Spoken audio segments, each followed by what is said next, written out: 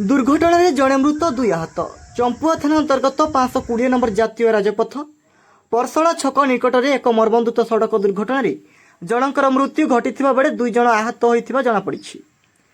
मिली सूचना अनुसार आज दिन पर 1 घटिका समय एक बाइक रे 3 जन युवक रिमुड़ी परसला आड़ को जाउथबा बेले परसला छक निकट में एक अजଣା ट्रक बाइक को धक्का देथिला। फल बाइक सवार युवक 3 जन गुरुतर आहत होते। स्थानीय लोक सेमानंकु उद्धार करी आंबुलांस रे चंपुआ उपखंड चिकित्सालय को पठाई थिले। तेबे सेठारे चिकित्सित अवस्था रे जणे युवकक मृत्यु घटी।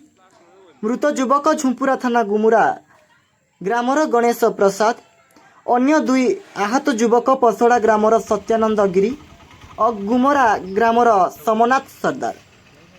सेमानक मध्यरु सत्यानंदक अवस्था गुरुतर हेबारु तांकु केन्दुझर जिला मुख्य चिकित्सालय को स्थानांतरित कर जाइथिबा जଣା पड़िछि।